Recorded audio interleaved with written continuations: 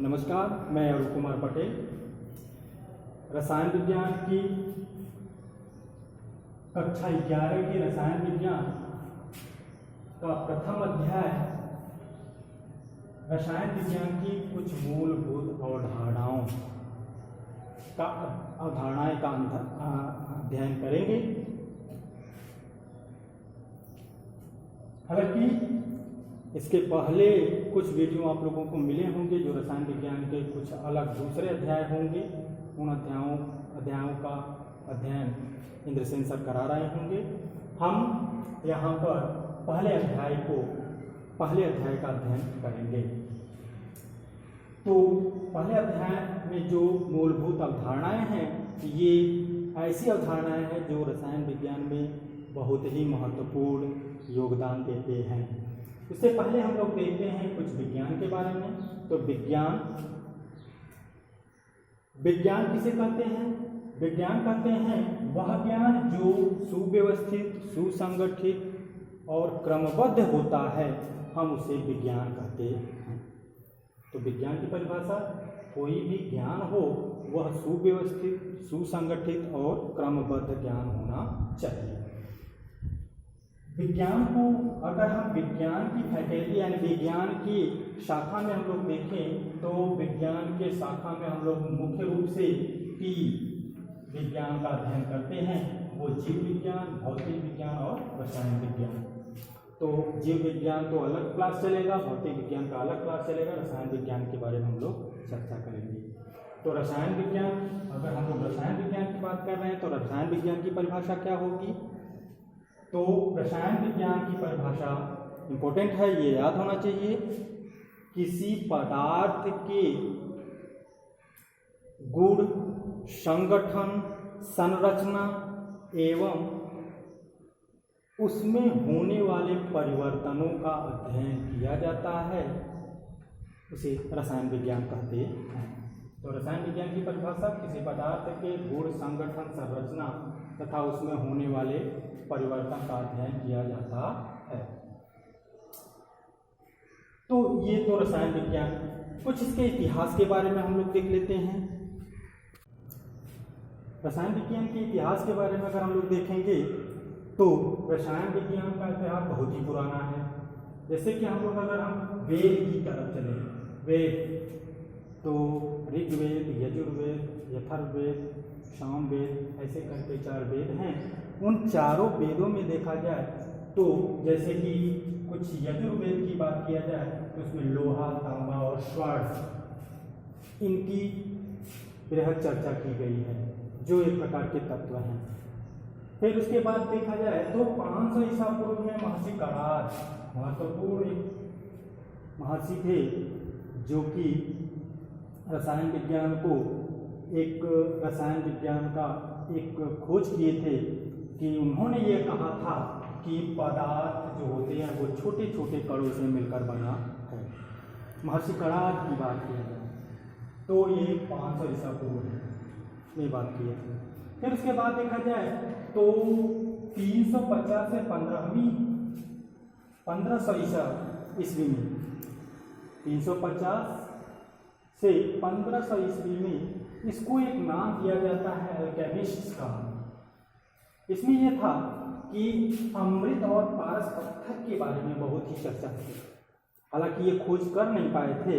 ये था कि अमृत वे द्रव होते थे जो कि जिससे मनुष्य अमर हो जाता था, और पारस पत्थर वे पत्थर होते थे जो किसी धातु के संपर्क में आते हैं तो उसे स्वर्ण यानी कि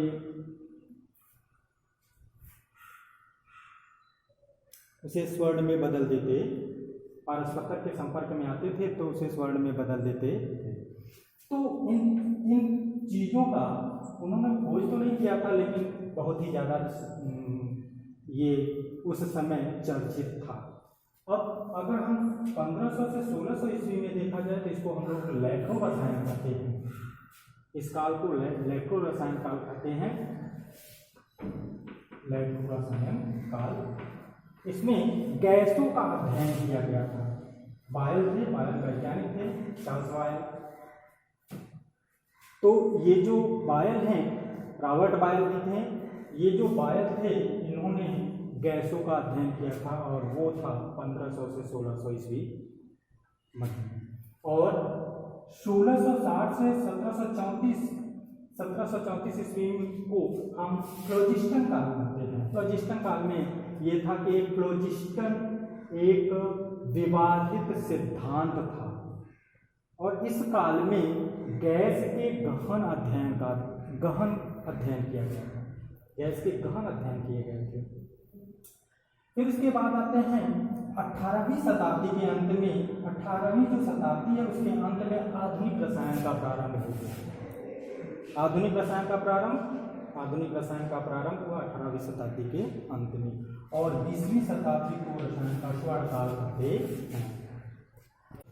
इसके बाद हम लोग देखते हैं रसायन विज्ञान का महत्व। रसायन विज्ञान का महत्व का मतलब हो गया कि रसायन विज्ञान का महत्व अगर हम लोग देख लेंगे तो रसायन विज्ञान पढ़ने का कारण पता हो जाएगा कि हम रसायन विज्ञान का अध्ययन क्यों करेंगे, इससे हमको क्या लाभ होगा।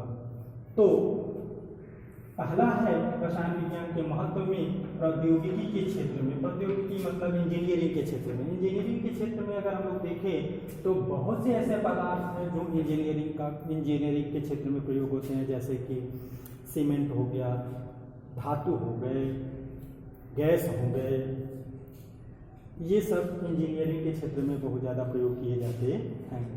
फिर उसके बाद आता है औषधि के क्षेत्र में। तो अगर रसायन विज्ञान की बात किया जाए तो रसायन विज्ञान का बहुत ही ज़्यादा उपयोग औषधि के रूप में किया जाता है। इसमें रसायन विज्ञान के द्वारा ही अनेक प्रकार की दवाओं का निर्माण किया जाता है। और व्यापार में देखा जाए, व्यवसाय में देखा जाए तो व्यवसाय के लिए हम लोग देखते हैं कि विभिन्न प्रकार के वस्तुओं का निर्माण रसायन विज्ञान में किया जाता है। जैसे प्लास्टिक हो गया, साबुन हो गया, पेंट हो गया, अनेक बहुत से ऐसी सामग्रियां हैं जो रसायन विज्ञान में बनाए जाते हैं और जिनका व्यवसाय में उपयोग किया जाता है। चौथा है कृषि के क्षेत्र में। कृषि के क्षेत्र में अगर देखा जाए तो बहुत ही महत्वपूर्ण भूमिका निभाता है, वो है उर्वरक और कीटनाशक दवाओं के रूप में। उर्वरक जो होते हैं, रासायनिक खाद जो होते हैं, उनका निर्माण और कीटनाशक दवा के रूप में। और पांचवा है तो भोजन में अगर हम लोग देखें तो भोजन में हम लोग कार्बोहाइड्रेट, प्रोटीन, विटामिन इन सब का उपयोग करते हैं जो कि रसायन विज्ञान में अध्ययन होता है। और छठवां देखते हैं तो युद्ध की बात करें तो युद्ध में भी बहुत से रासायनिक पदार्थों का प्रयोग किया जाता है, जैसे कि परमाणु बम हो गया, हाइड्रोजन बम हो गया, मिसाइलें हो गई और अनेक प्रकार के शस्त्रों का उपयोग किया जाता है, शस्त्रों को बनाने में प्रयोग किया जाता है। और अगला है पर्यावरण। पर्यावरण की बात किया जाए तो पर्यावरण में भी हमारा रसायन विज्ञान बहुत महत्वपूर्ण योगदान निभाता है। जैसे कि ओजोन परत की बात किया जाए तो ओजोन परत का क्षय क्लोरोफ्लोरोकार्बन के कारण होता है।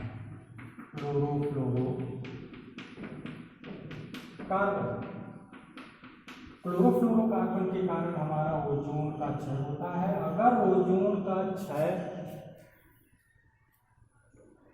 हो जाता है तो अल्ट्रावायलेट किरण पृथ्वी पर आ जाते हैं, जो विभिन्न प्रकार के रोग का कारक हो सकते हैं। इसलिए यह जो क्लोरोफ्लोरोकार्बन है, यह पृथ्वी पर प्रशीतक यानी ठंडा करने वाले जैसे फ्रिज हैं, उनसे इनका उत्पादन होता है। अब हम इनका उत्पादन नियंत्रित करते हैं ताकि हमारा क्या हो,